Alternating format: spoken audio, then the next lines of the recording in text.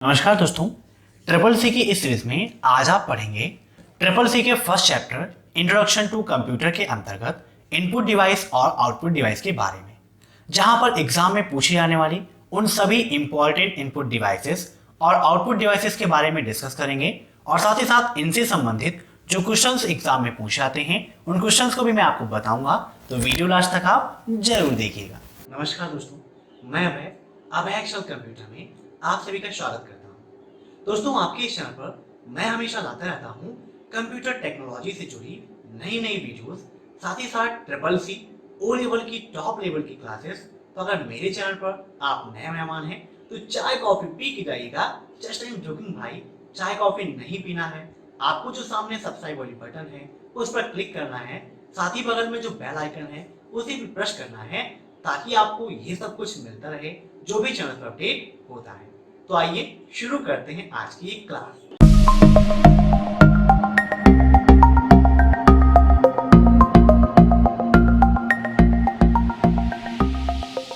दोस्तों, सबसे पहले हम बात करते हैं इनपुट की।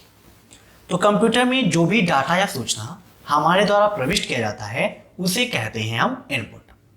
और जिस माध्यम से कंप्यूटर में हम डाटा या सूचना प्रविष्ट करते हैं उसे कहते हैं इनपुट डिवाइस। ठीक है, एग्जाम्पल के तौर पर देखें तो कीबोर्ड, माउस। कीबोर्ड आपका एक इनपुट डिवाइस है जिसका हिंदी में अर्थ कुंजी पटल होता है। नोट कर लीजिएगा, कीबोर्ड को हिंदी में हम कुंजी पटल कहते हैं। दोस्तों, जैसे आप लोग अपने बाल्स में मीन्स अपने हेयर्स में अलग अलग पैटर्न उपयोग करते रहते हैं, मीन्स अलग अलग हेयर स्टाइल का उपयोग करते हैं, वैसे ही जो कीबोर्ड आप उपयोग कर रहे हैं वह क्वेल्टी पैटर्न पर आधारित है। क्वेल्टी मतलब कैसे? QWERTY से कीबोर्ड की शुरुआत होती है अल्फाबेट्स की, इसीलिए इसको क्वेल्टी पैटर्न का कीबोर्ड कहा जाता है। तो यहाँ पर कुछ पॉइंट्स मैंने लिखे हैं। कीबोर्ड एक इनपुट डिवाइस है जिसका आविष्कार क्रिस्टोफर लैथम सोलैज ने किया था। ठीक है, एक साधारण कीबोर्ड में 104 से 107 कुंजियां होती हैं। कुंजियां मतलब कीज। ठीक है, अब कीबोर्ड का यूज क्या है? तो इसका मुख्य उपयोग है टेक्स्ट लिखने में। ठीक है, टेक्स्ट लिखने के लिए इसका उपयोग किया जाता है। इसके अलावा माउस की तरह भी हम इसका उपयोग कर सकते हैं। माउस की तरह हम इसका उपयोग कर सकते हैं, मीन्स ये नहीं कि इसको हम माउस बना देंगे, रहेगा कीबोर्ड ही, लेकिन इन कुंजियों से माउस का काम भी हम कर सकते हैं। अब कीबोर्ड की कुंजियों को उनके कार्यों के आधार पर 6 भागों में बांटा गया है। आप सभी जानते हैं कि कंप्यूटर में बहुत सारी चीजें उनके कार्य और आकार के आधार पर बांटी गई हैं। तो वैसे ही कार्यों के आधार पर 6 भागों में बांटा गया है। फंक्शन की, टाइपिंग की, कंट्रोल की, नेविगेशन की, इंडिकेटर लाइट्स और न्यूमेरिक कीपैड। दोस्तों, आप कीबोर्ड में देखते होंगे कि 3 बल्ब लगे होते हैं। जब आप कैप्स लॉक ऑन करते हैं तो यहाँ पर सेकेंड बल्ब आपका चलता है। यही आपकी इंडिकेटर लाइट्स हैं जो ऊपर आपको दिख रही होंगी। ऐसे ही नम लॉक प्रेस करते हैं तो पहला बल्ब चलता है, और अगर आप स्क्रॉल लॉक प्रेस करते हैं, स्क्रॉल लॉक की बटन यहाँ पे होती है, तो उससे थर्ड लाइट आपकी जलती है। इसके अलावा यहाँ पर आप देखते हैं स्कैप, कंट्रोल, विंडो, आल्ट। इसके अलावा इधर आप देखें मीनूज की, है ना, पुश बैक की और प्रिंट स्क्रीन की, ये आपकी कहलाती है कंट्रोल कीज, जिसका उपयोग हम कंट्रोल करने के लिए करते हैं या किसी निश्चित कार्य को करने के लिए करते हैं। ठीक है, तो कीबोर्ड आपको समझ में आ गया पूरा, कीबोर्ड क्या है और कैसे काम करता है। अब बात करते हैं हम माउस की।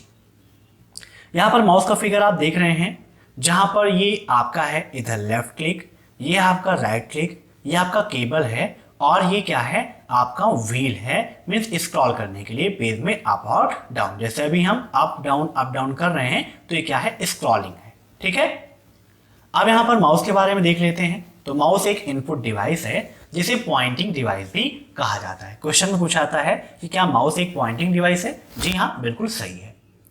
माउस का आविष्कार किसने किया? तो डॉक्टर डगलस एंजल बर्ट ने। क्वेश्चन पूछा जाता है काफी बार, ट्रिपल सी में भी पूछा गया है कि माउस का आविष्कार किसने किया था? तो डॉक्टर डगलस एंजल बर्ट ने किया था। कब किया था? 1964 में किया था। माउस में ग्राफिकल यूजर इंटरफेस का प्रयोग किया गया। अब एक क्वेश्चन यहां से बन जाता है कि माउस में किसका प्रयोग किया गया? तो ग्राफिकल यूजर इंटरफेस अर्थात GUI का प्रयोग किया गया। GUI का फुल फॉर्म क्या होता है? यह भी एग्जाम में काफी पूछा जाता है। माउस को कंप्यूटर मदरबोर्ड पर बने PS2 पोर्ट या USB पोर्ट से भी जोड़ा जाता है। CCC एग्जाम और अदर एग्जाम में भी पूछा जाता है कि माउस को कंप्यूटर पर बने किस पोर्ट से जोड़ते हैं या माउस को किस पोर्ट के द्वारा कनेक्ट किया जाता है। तो PS2 पोर्ट या फिर USB पोर्ट से माउस को कनेक्ट किया जाता है। दोनों आपके लिए इंपॉर्टेंट है, इसे आप नोट कर लीजिएगा। माउस का काम क्या है, तो इसकी सहायता से कंप्यूटर स्क्रीन पर हम किसी ऑब्जेक्ट को एक स्थान से दूसरे स्थान पर ले जा सकते हैं या उससे संबंधित कोई ऑप्शन हमें ओपन करने हैं तो वह काम कर सकते हैं। अब माउस में 3 बटन होती हैं। क्वेश्चन भी आता है कि माउस में कितनी बटन होती हैं। 3 बटन होती हैं। कौन कौन सी? लेफ्ट, राइट और सेंटर बटन। लेफ्ट बटन क्या है? यह माउस के बाईं ओर होती है, नाम से ही पता चलता है। और इसका काम क्या है, तो क्लिक करने के, डबल क्लिक करने का या पॉइंट करने का काम होता है। लेफ्ट बटन को हम प्राइमरी बटन भी कहते हैं। एग्जाम में क्वेश्चन भी आता है कि माउस की प्राइमरी बटन कौन सी है, तो माउस की प्राइमरी बटन कौन सी है? लेफ्ट बटन होती है। ऐसे ही बात आती है राइट बटन की, तो यह माउस के दाईं ओर होती है, जैसा कि नाम से प्रतीत होता है। यह कुछ विशेष कार्यों के लिए प्रयोग की जाती है, जैसे मेनू बॉक्स खोलने के लिए या प्रॉपर्टीज देखने के लिए। मीन्स कोई फोल्डर है या कोई फाइल है, उससे संबंधित हमें ऑप्शंस ओपन करने हैं, तो उसके लिए राइट बटन का उपयोग किया जाता है और यह माउस की सेकेंडरी बटन कहलाती है। ठीक है, क्वेश्चन में पूछा जाता है। एक क्वेश्चन ये आता है कि क्या माउस की सेकेंडरी बटन को प्राइमरी बटन बना सकते हैं या प्राइमरी बटन को सेकेंडरी बटन बना सकते हैं? तो जी हाँ, बिल्कुल, दोनों को आपस में चेंज कर सकते हैं। अब इसके बाद बात आती है सेंटर बटन की, तो इसका प्रयोग डॉक्यूमेंट को ऊपर नीचे करने के लिए किया जाता है। इसे स्क्रॉल बटन भी कहते हैं। ठीक है, तो सेंटर बटन क्या कहते हैं हम? स्क्रॉल बटन भी कहते हैं। नोट कर लीजिएगा, काफी इंपॉर्टेंट है। दोस्तों अब बात आती है ट्रैक बॉल की। ट्रैक बॉल भी आपका माउस की तरह ही होता है, लेकिन इसमें जो बॉल होती है वो नीचे ना होकर ऊपर होती है, जैसा कि यहाँ पर आप फिगर में देख रहे हैं। यह भी एक पॉइंटिंग डिवाइस है और माउस की तरह ही कार्य करता है। आइए ट्रैक बॉल के बारे में जान लेते हैं। इसमें रबर बॉल नीचे ना होकर ऊपर होती है। इसमें माउस को अपने स्थान से हटाए बिना रबर बॉल को घुमाकर माउस पॉइंटर के स्थान में परिवर्तित किया जाता है। मीन्स कोई भी वर्क करना है तो हमें माउस को अपने स्थान से इधर उधर नहीं करना पड़ता है। इस रबर बॉल के द्वारा ही हम सारा वर्क कर लेते हैं। ट्रैक बॉल का उपयोग कहाँ होता है? तो लैपटॉप कंप्यूटर में माउस के स्थान पर इसका उपयोग किया जाता है। नेक्स्ट है जॉयस्टिक। तो यहाँ पर जॉयस्टिक का फिगर आप देख रहे हैं। जैसे आप देखते हैं कार्स में गियर होते हैं, वैसे ही जॉयस्टिक भी आपका बना होता है, जिसका उपयोग हम अधिकतर कंप्यूटर में गेम खेलने के लिए करते हैं। और यह भी क्या है? आपकी एक पॉइंटिंग डिवाइस है। तो यहाँ पर देख लेते हैं। तो जॉयस्टिक भी आपकी एक पॉइंटिंग डिवाइस है जो ट्रैक बॉल की तरह ही कार्य करती है। इसमें बॉल के साथ एक छड़ी लगा दी जाती है ताकि बॉल को आसानी से घुमाया जा सके। ठीक है, यहाँ पर एक छड़ी लगी है जिससे आसानी से हम घुमा सकते हैं और नीचे आपकी बॉल है। इसका उपयोग वीडियो गेम, सिमुलेटर प्रशिक्षण, रोबोट नियंत्रण आदि में किया जाता है। आपके एग्जाम में क्वेश्चन भी आता है कि जॉयस्टिक का क्या उपयोग है? तो वीडियो गेम, सिमुलेटर प्रशिक्षण, रोबोट नियंत्रण आदि कार्यों में किया जाता है। अब इसके बाद बात आती है दोस्तों यहाँ पर प्रकाशीय पेन, लाइट पेन। जैसे आप नॉर्मली पेन यूज करते हैं, वैसे ही आपकी लाइट पेन भी होती है, जो आपका एक पॉइंटिंग डिवाइस है। इसका प्रयोग इनपुट डिवाइस की तरह किया जाता है। इसका क्या यूज है? तो कंप्यूटर स्क्रीन पर लिखने, चित्र बनाने या बारकोड को पढ़ने के लिए लाइट पेन का उपयोग किया जाता है। इसके बाद दोस्तों बात आती है स्कैनर की। आपने देखा होगा जिसके द्वारा हम स्कैन करते हैं। यहाँ पर आपके सामने फिगर है, तो ये क्या है? आपका स्कैनर है। पहले स्कैनर और प्रिंटर अलग अलग आते थे, अभी भी आते हैं, लेकिन अब अधिकतर प्रिंटर और स्कैनर कॉम्बो होते हैं। मीन्स 2 in 1, दोनों होते हैं। ठीक है, और वो काफी यूजफुल भी होते हैं। ऐसे में क्या है कि हमें स्कैनर और प्रिंटर अलग अलग परचेज करना पड़ता है, अलग अलग यूज करना पड़ता है, लेकिन उसमें क्या है कि एक साथ दोनों कंबाइंड होते हैं, तो आसानी से हम दोनों का उपयोग कर सकते हैं। अब स्कैनर भी आपका एक इनपुट डिवाइस है जिसका प्रयोग टेक्स्ट, फोटो या रेखा चित्र को डिजिटल फोटो में परिवर्तित करने के लिए किया जाता है। मीन्स कोई भी टेक्स्ट है, कोई भी फोटो है, उसको डिजिटल फोटो में कन्वर्ट करने के लिए हम स्कैनर का उपयोग करते हैं। स्कैनर 2 प्रकार के होते हैं। कौन कौन से? फ्लैट बेड स्कैनर और हैंड हेल्ड स्कैनर। क्वेश्चन में एग्जाम में आता है स्कैनर कितने प्रकार के होते हैं? तो फ्लैट बेड स्कैनर और हैंड हेल्ड स्कैनर। अब इसके बाद देखते हैं हम बारकोड रीडर के बारे में। दोस्तों बारकोड का उपयोग लगभग अब हर जगह होता है। कोई भी प्रोडक्ट आप देखें, छोटे से लेकर बड़ा तक, सभी जगह बारकोड का उपयोग होता है। बारकोड आपके लिए काफी इंपॉर्टेंट है, आप इसे समझ लीजिए। आप देखते होंगे किसी भी प्रोडक्ट्स में चौड़ी चौड़ी काली रंग की पट्टियां होती हैं, कुछ पट्टियां ज्यादा चौड़ी, कुछ पतली, है ना, चौड़ी पतली ऐसी ही पट्टियां होती हैं, विभिन्न चौड़ाई की होती हैं और उन चौड़ाई के मध्य में ही जो डाटा या सूचना प्रविष्ट किया जाता है। और इन डाटा और सूचनाओं को पढ़ने के लिए एक यंत्र की आवश्यकता होती है जिसे हम बारकोड रीडर कहते हैं। अब यहां पर देख लेते हैं जो मैंने रिटर्न किया है।